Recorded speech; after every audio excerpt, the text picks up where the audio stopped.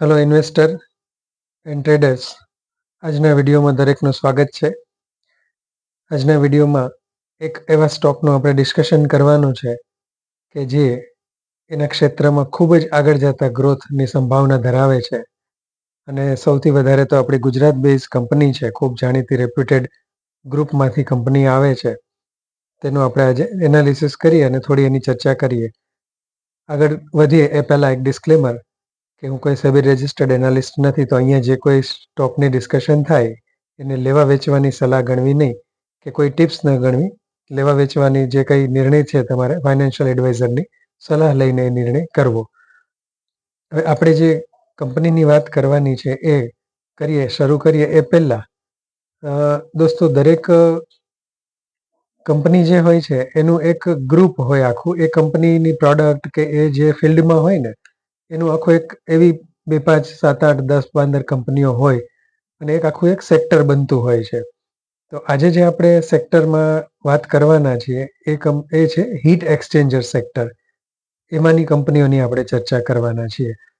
હવે heat exchanger જે બનાવે છે એ કંપનીઓની ચર્ચા શા માટે? તો અત્યાર સુધી આ એક એન્જિનિયરિંગ પ્રોડક્ટ જે બનાવતી કંપનીઓ હોય એમાં નાનું એવું સેગમેન્ટ ગણાતું હતું. પણ છેલ્લા કેટલાક સમયથી દિવસે ને દિવસે જે રીતે એમની ડિમાન્ડ વધતી જાય છે, બીજા પણ કેટલાક એપ્લિકેશન છે ઇન્ડસ્ટ્રીયલાઇઝેશનમાં, ઘણી બધી ઇન્ડસ્ટ્રીઝમાં, અને માર્કેટ સાઇઝ જે છે એ પણ થોડી થોડી વધતી જાય છે. એ સાથે કંપનીઓ પણ ખૂબ સારું કરતી જાય છે. એને કારણે આ હીટ એક્સચેન્જર જે કહેવાય કે એ બધી કંપનીઓ પ્રમાણમાં લાઇમલાઇટમાં આવી ગઈ છે. નહીતર આ ઘણી કંપનીઓ ઘણા વર્ષોથી આ બાબતમાં કામ કરે છે અને બહુ ઓછા પ્લેયર છે, પણ છતાં દિવસે ને દિવસે એમાં વધુ ને વધુ ગ્રોથ દેખાય છે. કંપનીઓ ખૂબ સારા પરિણામ આપે છે. એટલા માટે આ ફિલ્ડ આજે આપણે ડિસ્કશન માટે સિલેક્ટ કર્યું છે. આજે જે સૌથી વધારે ડિસ્કશન આપણે જે કરવાનું છે એ કંપનીનું નામ છે Anup engineering limited. Gujarat base company છે. કંપનીનો ઇતિહાસ થોડો લઈએ તો કંપની 2017માં એ અરવિંદ લિમિટેડમાંથી ડીમર્જ થઈ અને ત્યાર પછીથી આ કંપની બની હતી. પહેલાં એનું નામ જે હતું એ અન્વેષણ એન્જિનિયરિંગ હતું. ત્યાર પછીથી એ અલગથી અનુપ એન્જિનિયરિંગ નામથી ડીમર્જ થઈ અને 2018થી અલગ અલગ રીતે કંપનીએ પોતાનું કામ કરવાનું શરૂ કર્યું. અરવિંદ ગ્રુપ જે છે ખૂબ જાણીતું છે. અરવિંદ લિમિટેડ છે, અરવિંદ સ્માર્ટ સ્પેસ છે, અરવિંદ રિટેલ છે. આ બધા ઘણા બધા લિસ્ટિંગ પિયર્સ કંપની જે છે એ બધી સ્ટોક માર્કેટમાં ઓલરેડી લિસ્ટેડ જ છે અને સંજય લાલભાઈ ગ્રુપથી પણ ઓળખાય છે અને બીજું નામ અરવિંદથી આપણે બધા ઓળખીએ છીએ. અનુપ એન્જિનિયરિંગની મેઇન પ્રોડક્ટ જે કહેવાય, આમ તો લગભગ કંપની 2 થી 3 એવી પ્રોડક્ટ બનાવે છે કે જે એની મુખ્ય પ્રોડક્ટ ગણી શકાય, પણ સૌથી વધારે એના ટર્નઓવરમાં જેનો ફાળો છે, જેમાંથી જેને રેવન્યુ મળે છે, હીટ એક્સચેન્જર છે. હીટ એક્સચેન્જર જે છે એ પ્રોડક્ટને કારણે જ કંપની વધારે લાઇમલાઇટમાં આવી છે. એટલા માટે આપણે એની ચર્ચા કરીશું.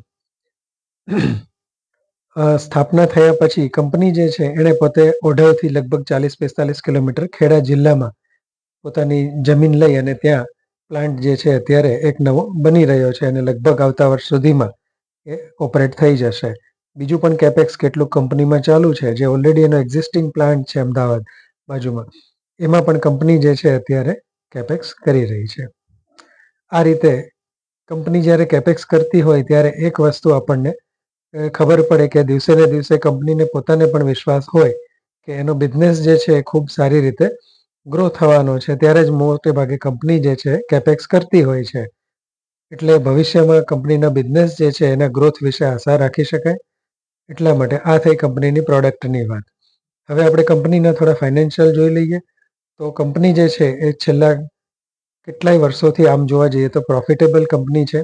રેવન્યુ ગ્રોથ પણ સારો છે અને પ્રોફિટ ગ્રોથ પણ સારો છે. રેવન્યુ ગ્રોથ જે છે કંપનીનો એ 18-17% જેવો આવે છે.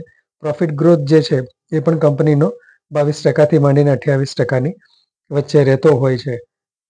આરઓસી અને આરઓઈ જે છે એ પણ કંપનીનું પ્રમાણમાં સારું છે. બંને જે કહેવાય કે 20%થી ઉપરનો બંને આરઓસી અને આરઓઈ ધરાવે છે. એટલે ફાઇનાન્શિયલ્સ કંપનીના પ્રમાણમાં સારા કહેવાય. ઇક્વિટી જે છે એના પ્રમાણમાં કંપનીનું રિઝર્વ, એની જે કંઈ રિઝર્વ મૂડી છે એ પણ અનેક ગણી છે. પણ છતાં હજી કંપનીનું કોર્પોરેશન જ 17થી થયું, 18થી કંપની કાર્યરત થઈ, એટલે જે કહેવાય કે પ્રાઇસ ટુ બુક વેલ્યુનો રેશિયો થોડોક હાઈ આવે કારણ કે કંપની પાસે હજી આટલા વર્ષોમાં વધારે પડતી રિઝર્વ મૂડી જે છે એટલી બધી ભેગી ના થઈ હોય. પણ મુખ્ય જે મને ધ્યાનમાં આવી જે વસ્તુ રાખવાની એ કંપનીનો ગ્રોથ છે કે કંપનીનો પ્રોફિટ ગ્રોથ, રેવન્યુ ગ્રોથ ખૂબ સારો છે. બીજું, કંપનીની પ્રોડક્ટ બીજી ઘણી બધી છે. કંપની ઇન્ડસ્ટ્રીમાં સેન્ટ્રીફ્યુગેશન મશીન વપરાય એ બનાવે છે. ડિફેન્સ સેક્ટરમાં પણ કેટલાક પાર્ટ્સ કંપની બનાવે છે. અને ઇસરો અને બીજી પણ DRDO જે છે એનાથી માન્યતા પ્રાપ્ત કંપની છે. એમાં પણ કેટલીક પાર્ટ્સ જે ભાગ રેવન્યુનો છે એ પણ ડિફેન્સ સેક્ટરથી કંપનીને આવે છે. કંપનીના ક્લાયન્ટનું જે લિસ્ટ છે એ સૌથી વધારે મને સારું લાગ્યું. સૌથી વધારે કંપનીના ક્લાયન્ટ લિસ્ટમાં મેં જોયું તો ગ્લોબલ ક્લાયન્ટ જે છે એ વધારે છે. મોટી મોટી એનર્જી કંપનીઓ, મોટી મોટી એન્જિનિયરિંગ કંપનીઓ, જેમાંની કેટલીક પેટ્રોનાસ છે, સાબિલ છે, આ બધી કંપનીઓ જે છે એ બધી જ કંપનીઓ કંપનીના ક્લાયન્ટ લિસ્ટમાં છે અને કંપની સાથે બિઝનેસ કરે છે. ઇન્ડિયન કંપનીઓની વાત કરીએ તો ઇન્ડિયન કંપનીઓમાં મેઇનલી રિલાયન્સ છે, IPCL છે, BPCL છે, આ બધી કંપનીઓ જે છે એ કંપનીના ક્લાયન્ટ લિસ્ટમાં છે. એટલે કંપનીનું ક્લાયન્ટ લિસ્ટ તો ખૂબ સરસ કહી શકાય. ફાઇનાન્શિયલ્સની પણ આપણે વાત કરી તો ફાઇનાન્શિયલ્સ કંપનીના ખૂબ સરસ છે. એટલે આમ એક પછી એક આપણે જોવા જઈએ ને કંપનીના પેરામીટર્સ, તો બધામાં લગભગ આપણને ટીક થતું જોવા મળે. કારણ કે આપણે ખરેખર કંપની માટે શું ગોતતા હોઈએ, તો એક તો પ્રમોટર કેવા છે, તો પ્રમોટર ટોટલી ખૂબ ક્લીન અને એકદમ નીટ કહી શકાય. ટ્રેક રેકોર્ડ ખૂબ સારો, સારી સારી ગ્રુપની કંપનીઓ ચલાવેલી અને બહુ સક્સેસફુલ કહી શકાય. કોઈ જગ્યાએ ક્યાંય નેગેટિવલી ક્યાંય પ્રમોટર્સનું કે કંપનીનું ક્યારેય ખાસ કોઈ પ્રમાણમાં નામ આવ્યું હોય એવું કે આપણા ધ્યાનમાં નથી આવ્યું. બીજી વસ્તુ કંપનીના ફાઇનાન્શિયલ્સ, તો કંપનીના ફાઇનાન્શિયલ્સ પણ પ્રમાણમાં બધી રીતે બરાબર છે.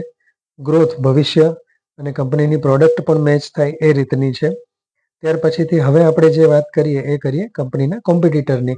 તો બીજી બે કંપનીઓ જે છે એ કંપનીની ડાયરેક્ટ કોમ્પિટિશનમાં આવે. આમ તો બીજી ઘણા નાના પ્લેયર છે, પણ મેઇનલી બે છે. એમાંથી એક હમણાં જ જેનો IPO આવ્યો હતો, KRN હીટ એક્સચેન્જર, અને જેમાં રોકાણકારોને ખૂબ સારું રિટર્ન મળ્યું છે, એ કંપની આ કંપનીની કોમ્પિટિટર કહેવાય, KRN હીટ એક્સચેન્જર, કે જેના માટે પણ આપણો એક IPO વખતે એનું એનાલિસિસ કરી અને એનો એક વિડીયો ચેનલ ઉપર અવેલેબલ છે.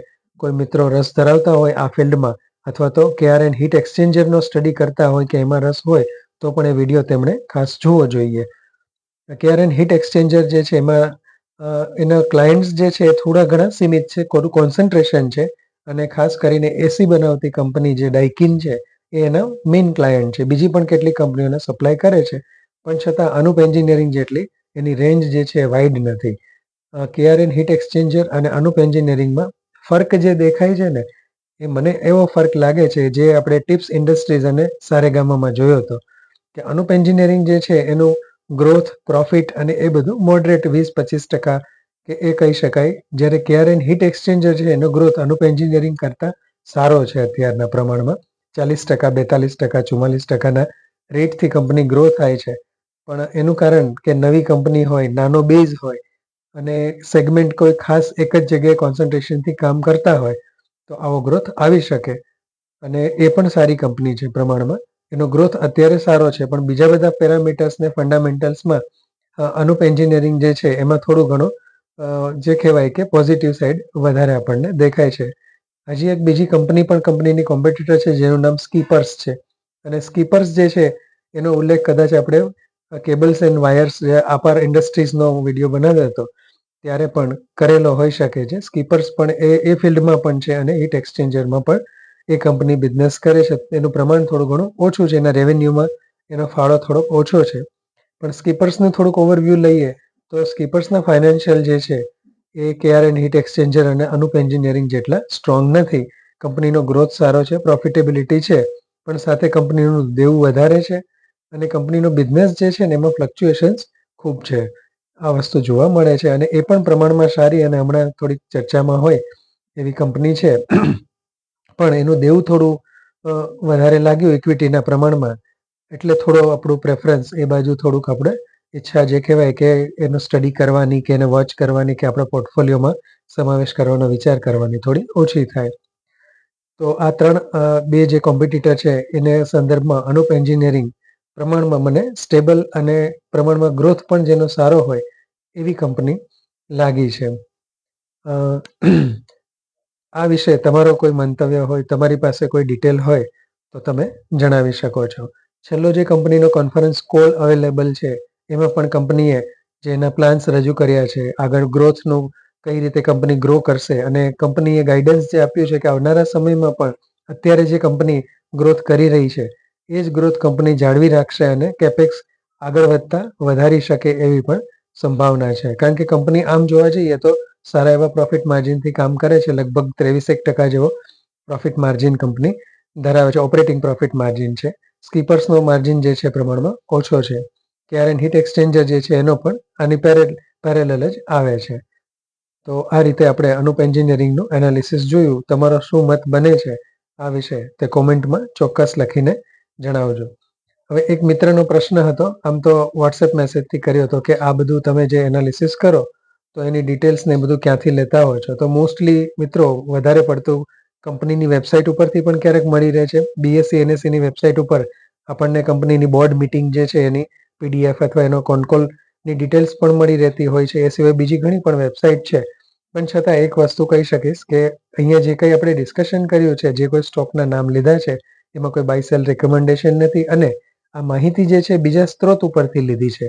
એટલે તમારે પર્સનલી પણ એનું વેરિફિકેશન કરવું જોઈએ. પણ સૌથી અગત્યનું તમને ગાઈડન્સ જે કહેવાય કે તમને કોન્ફિડન્સ આવે એ સ્ટોક લીધા પછી, એ સૌથી અગત્યનું એનું જે રિઝલ્ટ આવે ત્યારે કંપની કોનકોલ કરતી હોય તો કોનકોલમાંથી તમે, કારણ કે ઘણી વખત બહુ લાંબા લાંબા કોનકોલ હોય છે ઘણી કંપનીઓના, એક દોઢ કલાકના, અને એનો પીડીએફ તમે જોવા જાવ તો ઘણા બધા પેજીસ હોય.